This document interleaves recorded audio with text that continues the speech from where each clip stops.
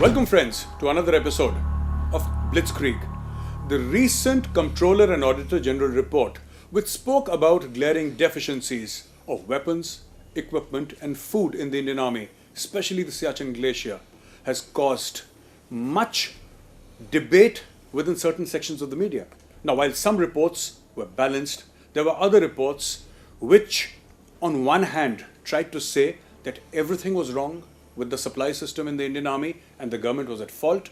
And there was another party of media professionals who said that, well, everything was okay, everything was hunky-dory, and there was nothing left to be desired because everything was perfection itself. Now, the truth is somewhere in between, and today I have a very special guest, a guest who has commanded 14 Corps. 14 Corps is the corps that is responsible for the Siachen glacier, and also the other side, the Kargil and the Dras side, known perhaps to every Indian. I have the honor of introducing today on my show Lieutenant General Rakesh Sharma, who was commissioned into 11 Gorkha Rifles in 1977.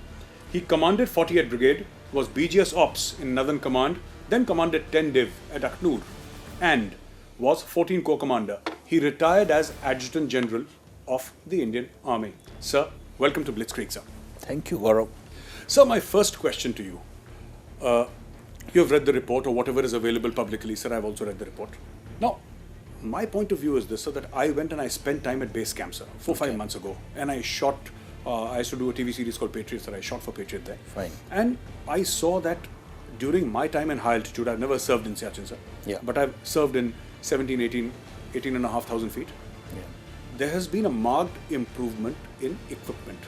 But I left the army 21 years back, so I'm sure there's bound to be improvement. I want to know from you, sir, what is the truth? Because I feel that the truth is somewhere in between. All is not hunky-dory and all is not down in the well as well. Yeah, actually there's nothing black and white in this issue. Sir. There's a transformation happening there. Yes. Actually, it's the worst terrain one can come across. Of course, most beautiful. Yes. Anybody who's not visited Ladakh has missed something in life. Yes, sir. But the fact is that it is also a logistician's nightmare. That area, because 6 months a year it is cut off. So the upgradation of equipment, upgradation of infrastructure takes as much of time. Sure. We were late starters probably, but we have caught up. There is a huge lot of equipment that's come in. Now with these helicopters, Chinooks coming in, we had the ALHs which came in. So the transformation has taken place, and transformation is taking place. Even the snowmobile, the snow scooters, and the clothing and the equipment. So let me put it this way, that there is a positive change which has happened in the course of last 8-10 years, and it is systematically happening.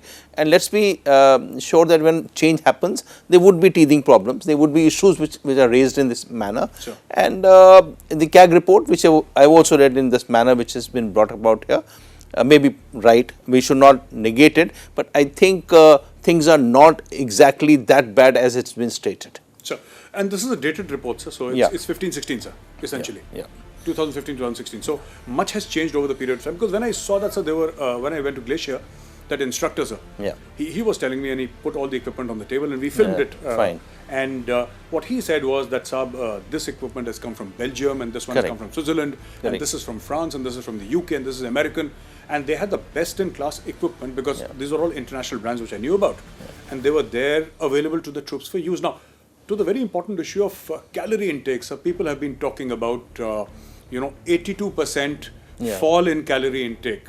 So, from my limited experience in high altitude where I was posted, sir, ek to bhook nahi lagti, sir, wahan pe. You don't feel hungry in high altitude, sir. I know. It's the devil actually for appetite. Absolutely. You don't feel thirsty, you don't feel hungry, you feel disoriented all the time. Temperatures are minus 30, minus 40, sir, and this thing. What do you have to say about this, sir?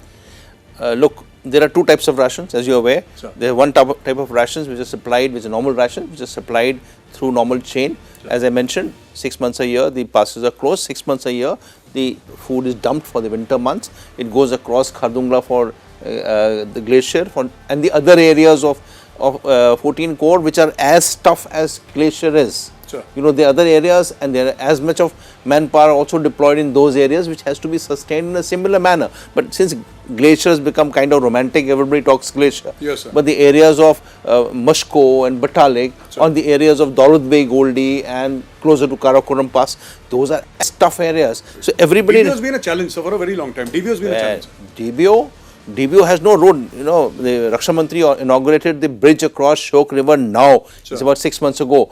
Till that time, there was no way to cross the Shyok River except when it solidifies itself only for 3-4 months, in the winter months. Then you cross the vehicles and go across. So the sustenance was entirely based on these 4 months. So when you say that, the area has transformed, there is a whole lot of equipment, but there are actual challenges of the terrain itself, which means, if there is bad weather, the aircraft won't bring it. Sure. Most stuff is being lifted from Chandigarh and brought down to that area. So when you say there's one type of ration, which is normal ration, which is supplied, fuel. You forget about eating. The most important thing is fuel. FOL is a problem, sir. But that's one of the biggest problems that you have, because even if you get, say, a juice can, juice ka dabba, juice is one of these calorific value items. Yes, sir. It becomes stone. You can't possibly drink that juice. Yes, sir. You can play football with it, but yes, you can't drink. So you require everything to be melted. Yes, sir. Drinking water to be melted. Yes, for chocolate. Chocolate, sir, becomes so hard. So everything has to melt. Fuel becomes the most important, and you have to keep yourself warm. Yes, sir. So this large dumping takes place. You leave isolated pictures saying calorific values down, but his place of habitat has been kept warm throughout the year, without which he can't survive it. Sure. And all kind of food is being actually melted and eaten. So normal food, no problem. There could be little laxities. What happens in 15-16, that report which came out, there was a mass influx or large influx of people which took place in the northern capability model. Sure. in the areas of not exactly glacier, but in 14 core zone. Sure. And also in the eastern terrain. And this caused increase in manpower in these areas to a substantial numbers. So when it happened, the logistics would take some time to catch up with this one.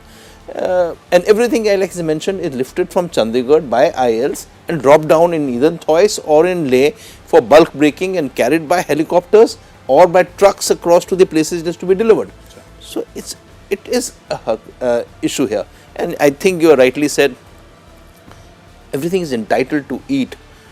Possibly can't eat it. It is so tough because the wear and tear on the body is so much.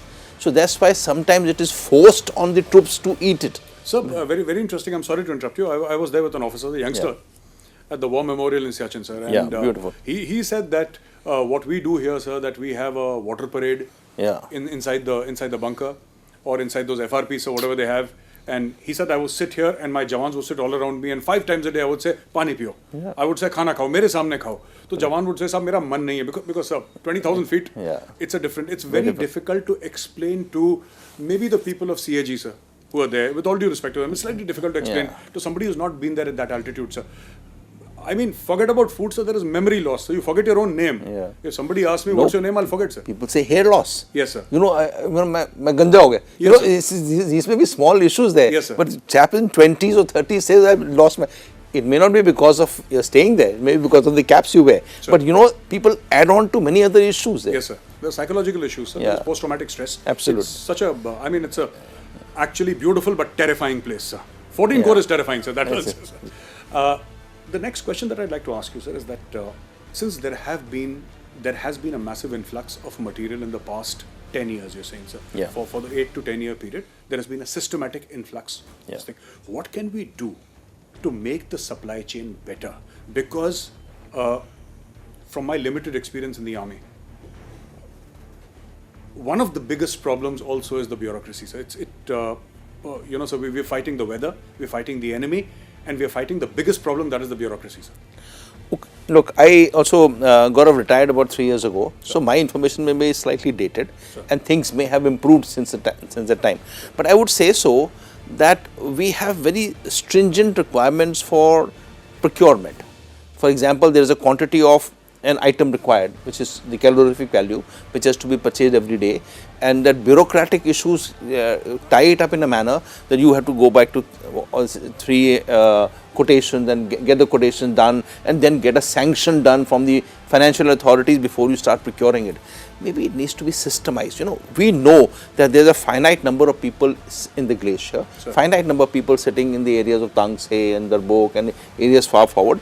This is the quantum required that is to be supplied an everyday manner, you indent it in that manner. Why should you say that you buy it?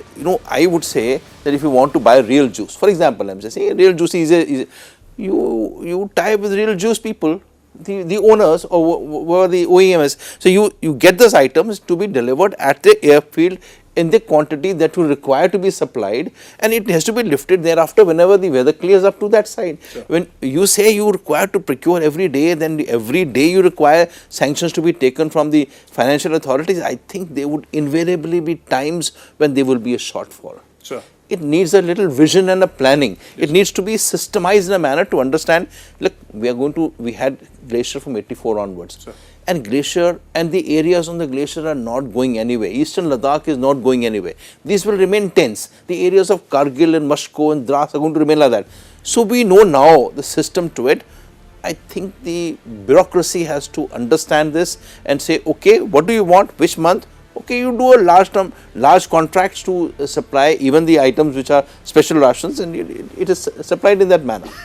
Sure.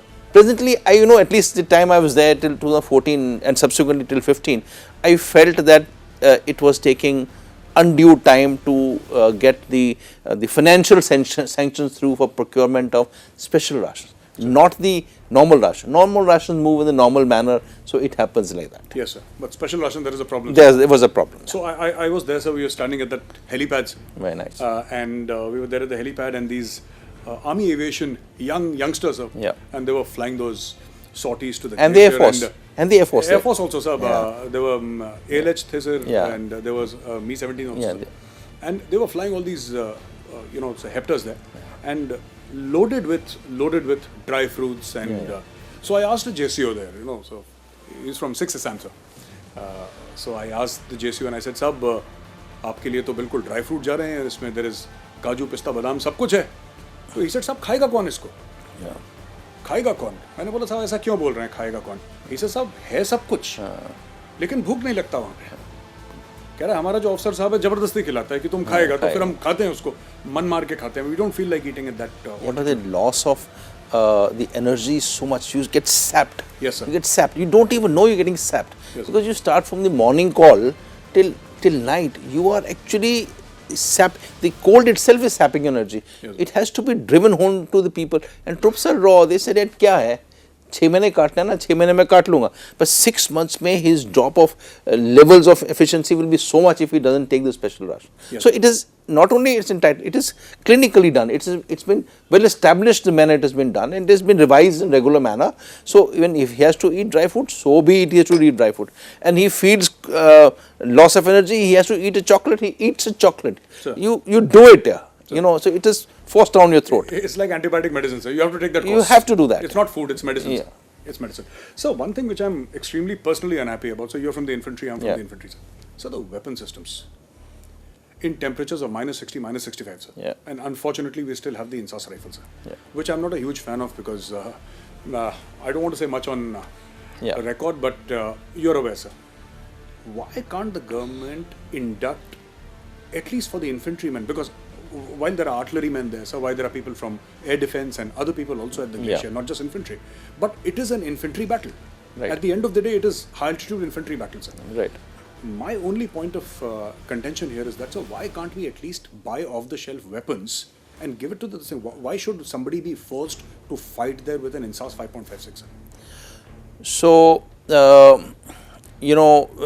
we and infantrymen have been suffering for issue of weapon throughout our service careers. 30-40 years. It's not a new item. We had 7.62s when we joined, and we changed over to 5.56. And that was better. So the SLR was better than. Okay, you use a rifle. Sir. You shoot a terrorist. He drops dead. He drops dead, sir. Yeah, but 5.56. 5.56, sir. You're not sure whether he's dead or not. He gets up and he's. So there is an issue here. Absolutely, and 5.56. So it has been recognized. It's taken us such a long time. Now we say that AK-203 will come. Yes, and we have 7 lakh all. AK-203, 7 lakh more AK-203s will be produced in some time, and Amethi and all that. Yes. There is a weapon we got Sawyer, which we 6 hours. 6 hours. So that's about 70,000 all which we have purchased. So the first one that comes in here, but it goes to fighting specialist issues. But today we would be having 7.62s, two versions of it. Sure. and then you have 5.56, and we going in for carbine, which is also 0.77 different calibers. So different weapons in different calibers means that much of logistics issue to supply the weapon systems also. So I think we need to change and take a dramatic issue. This AK-2003 is critical to us. Yes, sir. Critical to us, not only for weapon system for supplying to the infantry, it is also critical that we have your own assembly line subsequently for spare parts, etc., etc. And Amethi has been as a hub for very long time. It's come up now, and there's immense amount of hope here. We could buy AK-47s from off the shelf, which we were using. As you know, in Valley, large number of troops are using AK-47, either captured or even procured from somewhere or the other. Sure. But I think we need to get things. This issue rankles in the minds of a soldier, and he feels it, and I think it needs to be addressed. Good positive steps have taken place. We need to put it in fourth gear. So the truth is somewhere in between, sir. And also, sir, for example, I often say this, and I'm lampooned by the other arms and services, and even the Air Force and the Navy guys aren't too happy. So I often say that, when the ships have sailed and the submarines have slung back into their depths, when the guns have boomed, or when the tanks have gone away after crushing whatever targets, so you'll have to have that infantryman standing there with his rifle. So there is no other recourse. People talk about fifth generation warfare, people talk about hybrid warfare, all that is fine, sir. All that is fine. But in the end, even 50 years from today, you'll have to have an infantry Jawan standing there, an infantry officer standing there with his AK-47, and as I often like to say, sir, where he stands, that land is India, sir. Yeah. That land is India. Somebody has to defend that piece of land, because nobody else can occupy land except for the infantry, sir. Sir, coming back to the glacier, just for our viewers, we spoke about hair loss, we spoke about memory loss, loss of appetite. Now, all the journalists who go to base camp end up saying that we have been to Siachen. Now, nobody goes to Siachen. Siachen only Fauji's go, because if I were to go today to Siachen, I wouldn't come back, sir. It requires a certain degree of physical fitness, it requires a certain degree of training, and you can't just land up at Siachen. Sure, the Raksha Mantri will go in a chopper and come back in 2-3 hours, but you can't be posted there. If you can tell our viewers, what are the top 5 challenges, sir, that an officer or a Jawan faces when they're inducted into the Siachen Glacier? So we'll have a sort of a framework by which we can understand the CAG reports. Okay, see, first is the terrain itself. The terrain is the whole area of the glacier, and the whole area is corresponding to the glacier, which I say is Mashko, which is just other side of the glacier. Yes, sir. Or I said Daulat Bey Goldi, which is, you can say parallel to Northern Glacier, or those areas. So, when you say the entire thing, there is a dependence on the opening of roads. Everything is not dependent on air turnover of people or supply. It is, you require the roads, and then roads are actually suspended for a long period of time. Zojila gets closed for 6 months, and Rohtang gets closed for nearly 6-7 months. So both passes are closed, and Rohtang has got other passes like Baralachala and Tangla. So the road is closed for a very long time. So you can't supply by road, and air maintenance is dependent on the weather. And air maintenance also is dependent on the lift capability. Say as the heat rises, you become summer months. So the landing at the altitudes of say Leh, the capacity for an aircraft to lift up stores and bring it here reduces dramatically. And lift the people away. People also, somebody have to go and leave, somebody is change over. So lifting of people from that area also shifts. So there is people get marooned. You can't be changed over because of the vagaries of terrain. And while Leh is one thing, you have to now go across to the glacier. Which when you go to glacier, you have to cross Khardungla, which is another big pass, 17,000, 18,000 feet, which also gets blocked for 5-6 months a year. Sure. So first is one has to understand that when you come there is a strong possibility that I cannot leave this area for 6 months. So it is yours for staying. And it may be different for Northern Glacier and Central Glacier. Second is you have to train yourself. You see in base camp. Sure. The training, so what kind of training is from what to eat, when to eat, to how to get a fellow out of a crevice, or how to cross a crevice, or what to react to a avalanche at happening place. Yes, see, when you calculate there are about 16-17 people who die every year. A commanding officer's caliber is measured by the amount of casualties he has in the glacier. it's tough because, people say I had 50 casualties, somebody said I had none. So none means he has trained his men so well that he had no casualty whatsoever. And they followed the drill, sir. And they follow the drill, and they follow how to climb and how to come down and how to sustain ourselves. That's the second part of it. Third is to keep yourself occupied, busy. There are 8 men, there are just 8 men there. The helicopter may not come for next 10, 15 days, bad weather or whatever. So you are there with them. So you learn to sustain yourself in that manner.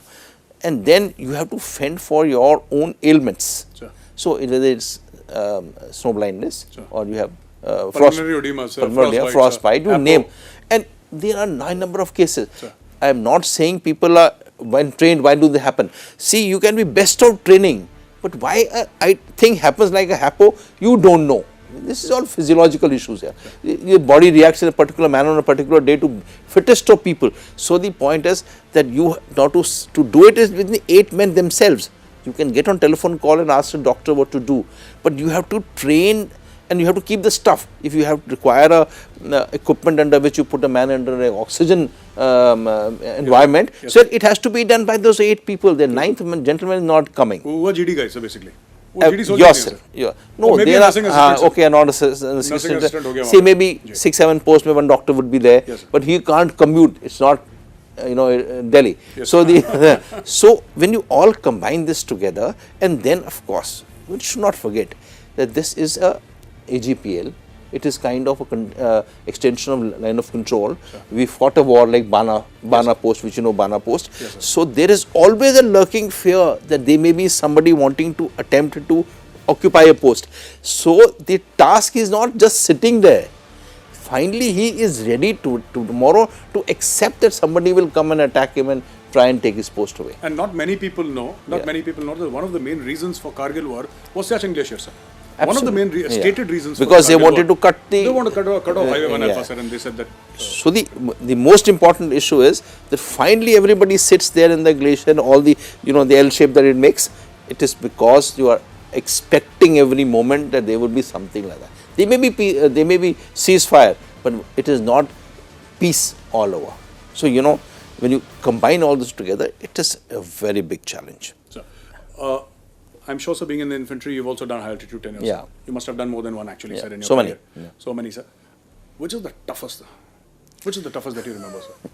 Yeah, you So see. altitude can be very disorienting, sir. It's Look, I would rather go into CI than go into altitude, sir. No, what happens is that where there is you are starved of oxygen, areas where you starved of oxygen. See, you go to Udi. I did high altitude in Udi. Sure. Difficult areas, well height, but the tree line goes so up and that there is the oxygen disorientation doesn't place. Sure. But when you go to Sikkim top, Sure. Sikkim altitude, the areas of Lachung and above, Sure.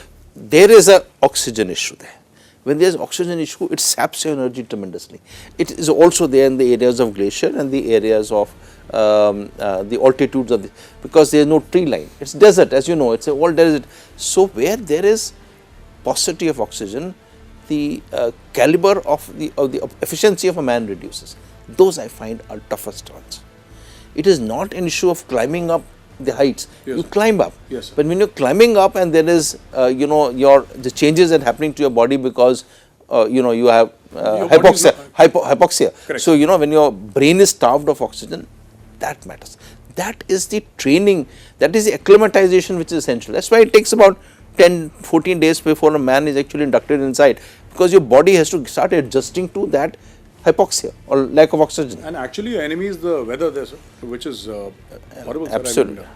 I mean, But now civilian, you mentioned earlier, Sir. For quite some years, we allow some civilians to walk on the glacier. Sir. It takes 75 odd kilometers up to what we call as base, Kumar. Yes, sir. So from the base camp, they are allowed to walk on the glacier once in the summer months, and they go across to that place and come back. So it's a experience for them. I think last year I heard the army is even thinking of opening it further. I believe so. Yeah. I believe so so. it will be a feel of that areas. Feel of that area. Yeah, it will be, it is 75 kilometers walking up the glacier. And there are of course camps. We have camp 1, camp 2, camp 3, camp 4. So you go and stay, you walk one day and stay in the camp. So, but it is not as tough for the troops and you're not carrying that kind of loads. But fact is that it is tough. And it will be a good experience for civilians too. follow it through. More and more should go, sir? I think so. पहले ज़माने में in our time Turtuk अक्षी नहीं जाना जाते. You're not allowed to go to 0 point where Shok and Nubra meet, and you go across Turtuk Akshi and the river enters into Pakistan. Sure. So not Pakistan, I said Gilgit Baltistan, our area now. Our area. POK. So POK. So these Turtuk Akshi, now people, tourists are being allowed as close as possible. I think we should open up. People should have a feel where our troops are being deployed. Last question, sir. Yeah. You mentioned that the problem of supplying food is also a very interesting factor, which, unless you serve with a certain kind of troops, you don't know what these problems are. And it's not something that can be measured on an Excel sheet. You mentioned that, like, for example, say you're from Gorkha, I'm from Kumaon. The hill troops eat a certain kind of food, sir. Yeah. And you might have a Sikh unit, sir, or a Jat unit who'll have a certain kind of food and, give a Jat rice and he may not like it so much, sir. Or give a Kumani or a Gurkha chapatis and he'll take a step back. They're not very comfortable. Right. Is this also leading to a certain level of complications, sir? To say that there are no complications on this score is not right. There are complications. And many of the complication is because we know the people are going for toughness of that area, so we allow them privileges of selecting what you want to eat. When somebody says, I want to have orange juice, and somebody says, no, I want a mixed fruit. Now the supply chain has to actually keep modifying itself so fast. Yes. And like you rightly said, भात खाता है और मैं रोटी खाता हूँ. Roti and bhat is a very big difference in Indian food habits. Yes. It's it makes a tremendous amount of change when we say now you have to supply this much of atta and this much of rice, or somebody says there are troops who are largely vegetarian. For them the calorific value and the how to match up is something different. Yes. There are troops who don't eat at all. Somebody who are habitual to eat khursani, my language, Gurkhali, mirchi. Yes. So much of mirchi. So you have. is a word in Kumani also. Okay. So when you say you have to change according to this kind of Rajasthan people, Rajasthan, they eat a lot of kursani, mirchi. So you have to actually modify the ways. So when you start computing all this into requirements which have to be supplied, it does cause a little bit of disconcerting for the suppliers. So they say, एक template बना दो. It can't be made a template. You have to say this man is going away 6 months at 22,000 feet and is going to remain there, not going to come back. इतना तो हम कर ही सकते हैं कि जो खाना चाहता है उसको खिला दे. Let's give him what he wants, sir. Yeah. Basically. Yeah. He's not asking for the moon, sir. Yeah, he's not asking for the moon. And he's putting his life on the line, sir. So let's be gracious. And there is one issue which we've not debated is the clothing issue. No, see, extra cold climate. Yes, sir. ECC is one thing, but you require special clothing there. Now, what the CAG says has got meaning, saying that he's been used, he's been worn out clothing. But the worn out clothing is actually carried through in a very systematic manner. Clothing brought across, it's washed across there, close to base camp, sure. And it's cleaned up, and then it is surveyed by specialists to say this item is usable, this item is not usable. So you not say worn out means we're not giving tatters to people. It doesn't happen like that. You select a boot which is okay, इसका तला निकल गया, ये जूता नहीं use कर, throw it away. But जिस जो use कर सकते हैं, that is still so-called PWS, sure. And it is previously worn out, but it is not still serviceable. It's serviceable. Sure. So you give it to the next lot. Okay, you have a percentage of new and a percentage of previously used. Like in case of weapons, sir. You are beyond economic repair, usko condemnation board mein gaya out. See, some issues like sleeping bags become so dirty because of the oil, cigarette, Bukhari is burning and all that. So, there is, so you require cleaning and to a level you can clean it also. So, to condemn saying that PWS worn out items were issued, this is not right. Legally, they may be right. Yes, sir. But I think it requires a little pragmatism to understand as to what is the condition in that areas and how much of supply can took place. And when this happened, the number of troops nearly increased by substantial numbers, without giving exact figures. But so these people had to be actually supplied by this one. If you send a brigade for training there, for example, yes, you call yourself Blitzkrieg. Sure. So if you want to do a Blitzkrieg type of thing there, sure. You send a brigade in summer months for training, you require one brigade worth of more clothing and more food. Sure. So, you have to cater for it. And maybe, in those areas they can use PWS also. So I don't think we should condemn the thing. There are systems established, and there are people who judge it, and let's get on with it. Absolutely. Allow those people who are managers there. Sure. They're leaders. They're also managers. Let them manage the issues that they're best they can do it. Absolutely. Thank you very much for speaking to us, sir. It was indeed a pleasure and an honor having you. Thank you very much. Pleasure, Gaurav. And before we say goodbye to our viewers, sir, I would like to tell them that very interesting. Siachen. The word Siachen comprises of two words. Sia is a rose, and Chen where places grow. Siachen is actually a rose garden in which nothing grows. Thank you for being with us. Thank you for watching this episode of Blitzkrieg. We'll meet you next week once again with another expert on our panel, and we will talk about something else that really interests you, that directly impacts the national security of India. Jai Hind.